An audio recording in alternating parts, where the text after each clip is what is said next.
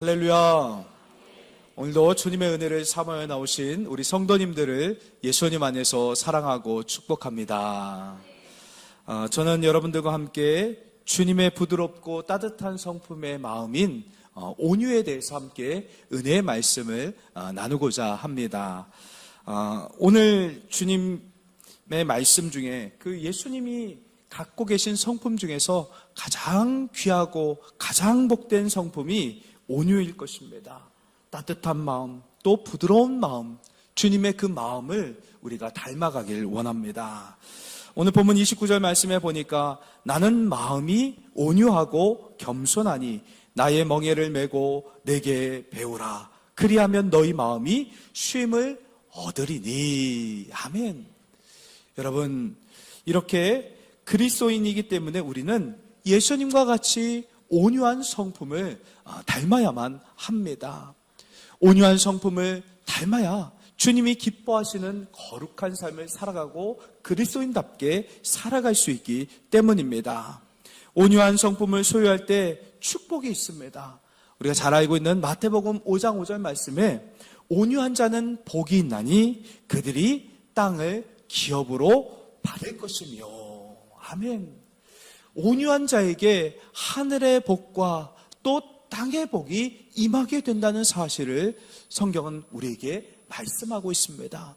그래서 온유한 자가 되기 위해 우리는 부단히 주님의 삶과 사역을 본받아 살아가야만 하는 것입니다. 여러분, 온유한 자가 땅을 기업으로 받는 축복이 임하기 때문에 예수님의 성품을 닮아갈 필요가 있습니다. 온유한 자는요, 영적인 축복, 땅을 기업으로 받는 그런 놀라운 축복을 모두 받아 누리는 특권을 주십니다. 그렇다면 온유한 자에게 임하는 축복과 그 특징이 무엇인지 한번 알아가는 시간을 갖도록 하겠습니다. 첫째로요, 온유한 사람은 싸우지 않고 이기는 사람입니다. 여러분, 역대 왕들 중에서 싸우지 않고 이기는 사람이 잘 싸우는 왕이고 참 좋은 왕입니다.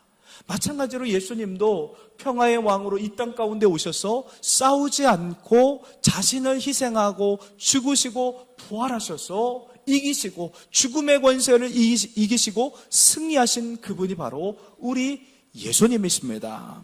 그러니까 예수님은요, 온유한 성품을 가지셨기 때문에 싸우지 않고 세상을 이기셨습니다. 여러분, 우리 삶은요, 전쟁과도 같습니다. 특히 그리스도인이라고 하면 영적 전쟁 가운데 살아갈 수밖에 없습니다. 우리가 살아가면서 전쟁을 피할 수가 없습니다. 가만히 있어도 옆에서 누가 쿡쿡 찌르면서 공격해오는, 나를 괴롭히는 사람들이 있습니다. 우리 인생은 언제나 원치 않는 전쟁의 연속입니다. 그런데 싸우지 않고 이긴다는 것은 얼마나 놀라운 축복입니까? 이것이 온유한 사람에게 임하는 축복입니다. 예수님께서는 정치 지도자들과 칼로 싸우지 않고 궁극적으로 십자가를 지시고 부활하심으로 말미암아 최후 승리를 일궈내셨습니다. 예수님은 온유한 성품을 본받게 되면, 이 예수님의 온유한 성품을 본받으면 우리도 싸우지 않고 이기는 삶을 살아갈 수가 있게 되는 것입니다. 온유라는 단어는요, 한자어로 따뜻할 온, 그리고 부드러울 유. 그래서 합성어인데, 그러니까 온유라는 게 뭡니까? 따뜻하고 부드러운 마음이 온유한 마음인 것입니다. 여러분, 온유는 따뜻한 성품입니다. 사람마다 느껴지는 분위기나 온도가 다 있습니다. 그 온도에 따라서 어떤 사람은 따뜻한 사람, 또 어떤 사람은 차가운 사람이라고 표현을 합니다. 여러분은 따뜻한 사람입니까? 차가운 사람입니까? 우리 삼례교회 성도님들은 다 따뜻한 사람인 줄 믿습니다. 네. 여러분, 이렇게 따뜻한 성품을 갖고 있고 따뜻한 온도를 갖고 있다는 것은 생명력이 있다는 것과 똑같은 말씀입니다. 여러분, 따뜻하면 부드럽고 또 생명력이 있습니다. 산 사람은요, 피부에 온기가 있습니다. 하지만 죽은 사람은요, 차갑습니다. 따뜻하지 않고 차갑고 딱딱합니다. 따뜻하고 또 부드러운 사람, 생명력 있는 사람은 그렇게 생기가 있지만 죽은 사람은 차갑고 냉랭하고 딱딱합니다. 우리 마음도 그렇습니다. 차가운 사람은요, 딱딱합니다. 날카로워서 조금만 그렇게 어떤 반응이 오냐면 차가운 반응, 그리고 또 남에게 상처 주는 반응들을 합니다. 딱딱하고 날카로운 것이 이길 것 같지만 사실 이기지 못합니다. 살아있는 것은요, 모두 따뜻하고 부드럽습니다. 여러분, 우리 손을 만져도 그렇고 지금 추울 때가 그렇지만 따뜻한 방 안에 있으면 우리 손이 얼마나 따뜻합니까? 따뜻하고 부드러운 것, 살아있다는 증거입니다.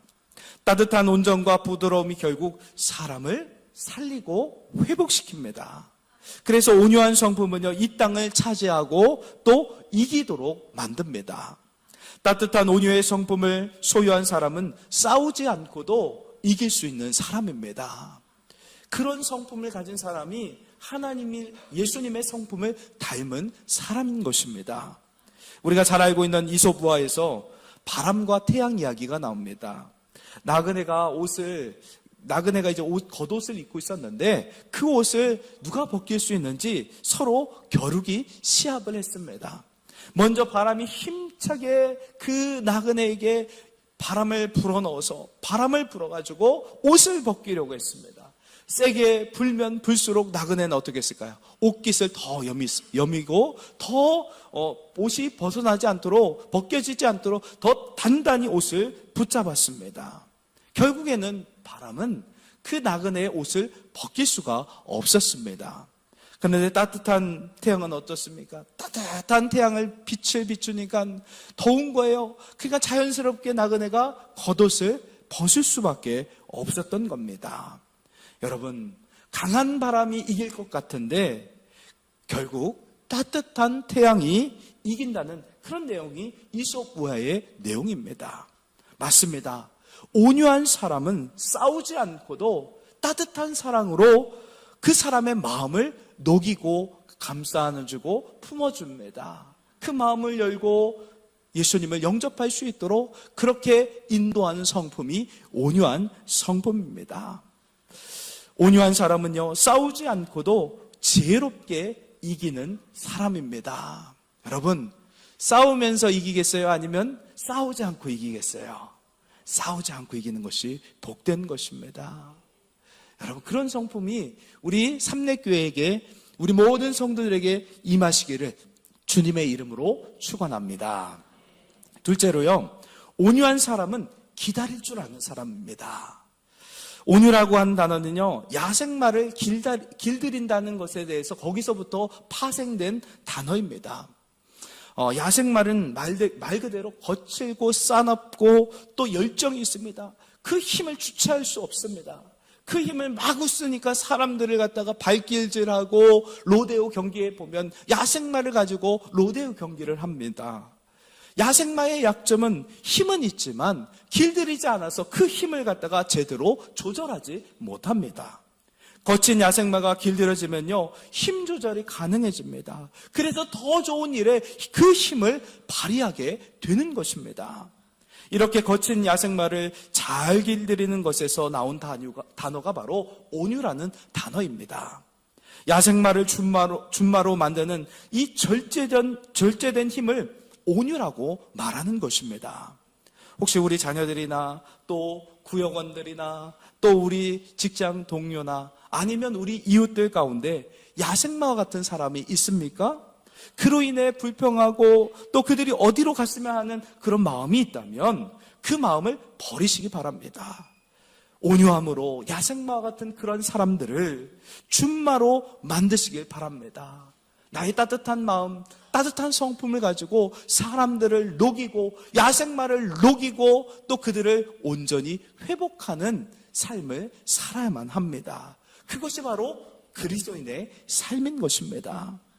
그렇게만 할 수 있으면, 야생마를 준마로 바꿀 수 있다면, 사람의 그 차갑고 냉랭한 마음을 우리의 따뜻한 마음과 온유한 성품으로 그들을 바꿀 수만 있다면 놀라운 생명의 역사를 우리는 경험하게 될 줄 믿습니다. 온유함으로 야생마를 준마로 길들이기 위해서는요, 기다려줄 줄 아는 인내가 필요합니다. 온유는요, 부드러운 강함이고 또 절제된 강함입니다. 오랜 시간을 통해서 형성된 절제된 강함은요, 놀랍게도 어떤 것보다도 더욱 강합니다.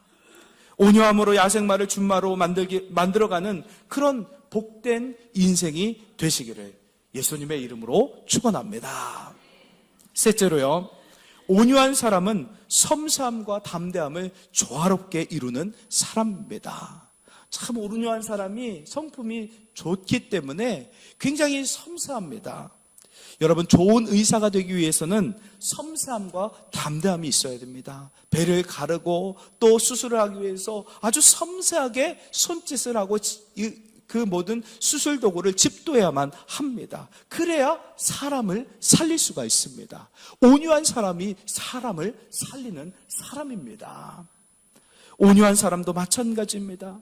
온유는요, 상대방의 입장에서 세심한 배려를 합니다.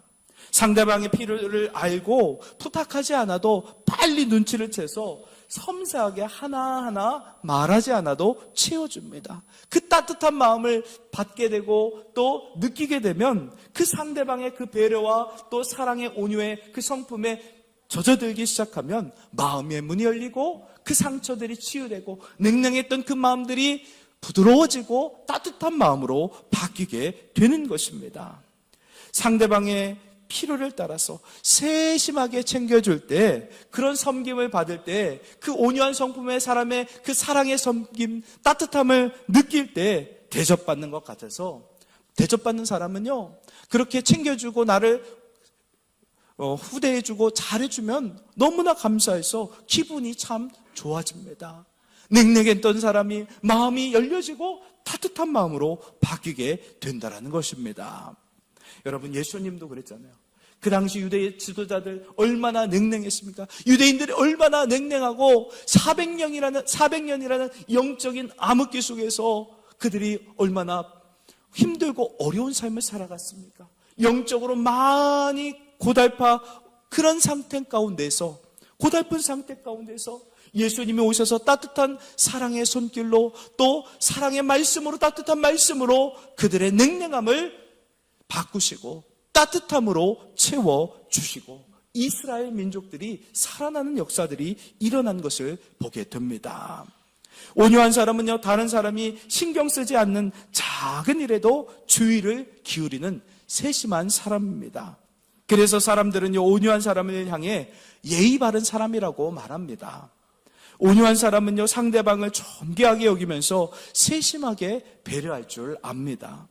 온유한 사람을 나약한 사람으로 여기거나 착각해서는 안 됩니다. 오히려 온유한 사람은요, 담대하고 그 안에 강함이 내재되어 있는 사람입니다. 겉으로는 약해 보이지만 그러나 그 속 안에는 강인함이 있습니다. 그것을 사자성어로 외유내강이라고 합니다. 온유한 사람은 겉은 부드럽지만 안은 아주 강하고 견고한 사람입니다. 온유한 사람은 그 안에 예수 그리스도의 성품으로 가득 찼기에 세심하지만 동시에 담대한 그런 마음들이 있습니다. 현재 세상은요, 교회를 바라보는 시선이 곱지 않습니다. 한국 교회를 바라보는 시선이 세상 사람 눈에는 가시처럼 여깁니다. 하지만 우리가 온유한 성품, 예수님의 성품으로 세상에 그 냉랭한 세상 가운데 우리의 품으로, 우리의 사랑의 품으로, 따뜻함으로 그들을 녹여간다면 세심한 온유의 성품으로 섬기고 베풀고 나누며 사랑을 나눌 때에, 담대하게 세상과 다름의 삶을 살아갈 때에 좋지 않은 그 모든 인식들이 우리 삼례교회를 통해서 바뀌어지길 원합니다. 우리 교회가 부드러운 마음, 따뜻한 마음으로 이 지역을 녹이는 생명력 있는 교회가 되길 원합니다. 그것을 주님이 원하신다라는 겁니다. 온유한 성품을 갖기 위해서는 우리가 피해야 할 것도 있습니다. 첫째로 교만을 피해야 합니다. 온유함의 적은요, 교만입니다. 우월감이 있어서 내가 신앙생활 이만큼 했으니까 내가 이 정도 하는데 하면서 교만할 필요가 없습니다. 왜냐하면 우리는 하나님 앞에 서면 모두가 다 죄인입니다. 하나님의 심판 가운데 거야만 하는 연약하고 부족한 죄인이라는 사실입니다. 그러기에 우리는 늘 하나님 앞에 또 십자가 앞에 나갈 때 겸손함으로 나가야만 합니다. 교회 안에서도 겸손하셨던 예수님도 겸손하시지 않았습니까? 예수님의 성품을 닮은 온유한 사람은 겸손합니다. 그래서 우리의 우월감, 그런 모든 좋지 못한 태도와 마음들이 만약 우리 안에 있게 되면 차가워질 수밖에 없습니다. 그래서 스스로 교만하지 않도록 자기 자신을 항상 성찰하는 신앙의 자세가 필요합니다. 둘째로요, 다른 사람을 비판하고 정죄하는 그 마음들을 버려야만 합니다. 다른 사람을 향하여 비판하고 정죄하는 마음을 가지면 우리 마음이 점점 차가워집니다. 그것은 바로 나를 좀먹게 하고 내 신앙을 갉아먹는 것입니다. 다른 사람을 갖다 정죄하고 저 사람은 왜 그래? 라고 하면 좋을 것 같지만 그것은 바로 주님이 원하시는 삶의 태도가 아니기 때문에 우리의 영은 점점 병들고 점점 냉랭해지고 주님의 은혜, 주님의 눈물, 주님의 뜨거움이 점점 사그라들고 맙니다. 냉소적으로 차갑게 살아가서는 우리는 안 됩니다. 상대방을 비판하고 정죄하는 마음에서부터 우리는 돌이켜야만 합니다. 사랑하고 품어주고 안아주고 감싸주는 삶을 살아야만 합니다. 겸손하면요, 마음이 따뜻해집니다. 상대방을 이해하려고 하고 노력하고 또 긍휼히 여기는 마음을 가지면 마음이 따뜻해집니다. 긍휼과 온유는 아주 깊은 연관성이 있습니다. 긍휼한 사람이 되려고 애쓰다 보면 온유한 사람으로 바뀌게 됩니다. 온유한 사람의 대표적인 인물로 꼽자면 모세를 들 수 있습니다. 여러분, 모세가 원래부터 온유한 사람이었나요? 그렇지 않았습니다. 모세는요, 젊었을 때 자기 힘으로 이스라엘 민족을 구원하겠다는 야망이 있었습니다. 순식간에 애굽 사람을 쳐 죽일 만큼 그는요, 과격했고 온유한 성품의 사람이 아니었습니다.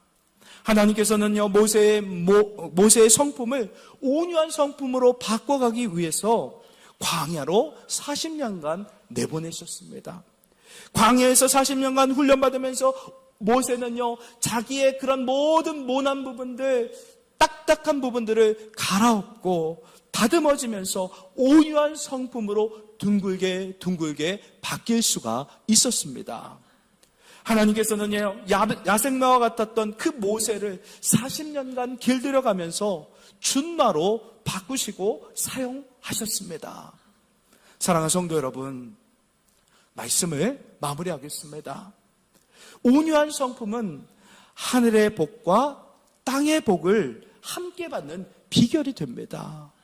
그러니까 온유한 성품을 가진 사람은 싸우지 않고 이기는 삶을 살고 또 하늘의 것과 땅의 것, 신령한 복들을 다 누리고 얻게 되는 축복을 받는 비결입니다. 다시 말해 온유한 성품을 소유한 사람에게 영적인 축복과 또 현세적인 축복, 이 땅의 모든 축복을 다 받게 되는 비결이 바로 온유한 성품의 삶을 살아갈 때 얻게 된다고 성경은 말씀하고 있습니다. 그래서 우리는 예수 그리스도의 가장 부드럽고 따뜻한 성품, 그 사랑의 성품을 우리는 닮아야 합니다. 그래서 주님이 주시는 하늘의 신령한 복과 땅의 기름진 복으로 충만케 채워지는 우리 삼례교회가 되시길 바랍니다. 예수님께서는 다투지 않고 십자가를 우리 대신 짊어지셨습니다. 예수님은 우리와 싸우지 않으셨습니다. 자기 자신을 희생하셨습니다.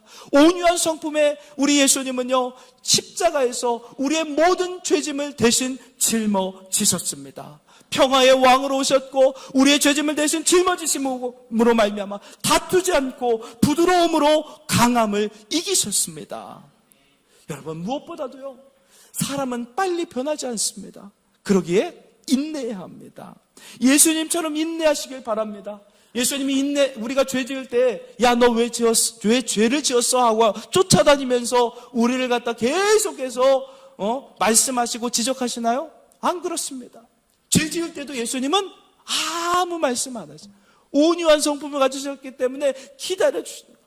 끝까지 기다리시는 거예요. 상한 갈대를 꺾지 아니하시고 꺼져가는 심지를 끄지 않고 다시 소성케 되고 일어설 때까지 기다리시는 그분이 바로 우리 예수님이십니다.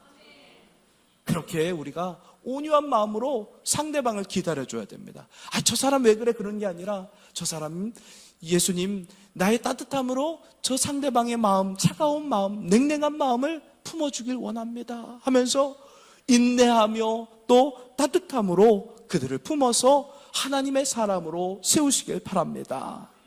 그러면 어떻게 되면 주님의 마음으로 넉넉한 마음으로 포용할 줄 알면 하나님께서 기뻐하십니다. 여러분, 우리가 온유함으로 냉랭함과 딱딱함을 다 녹이는 그런 삶을 살아가시길 바랍니다. 우리가 살아가다 보면 막히면 어떡합니까? 기다리면 됩니다. 기다리면서 그냥 가만히 있는 것이 아니라 준비하면 되는 겁니다. 그리고 길이 열리면 그때 가도 늦지 않습니다. 이러한 온유한 성품으로 하나님께서 우리에게 예비하신 그 놀라운 축복과 은혜들을 마음껏 누리며 살아가는 복된 성도의 삶이 되시기를 예수님의 이름으로 축원합니다. 기도하겠습니다.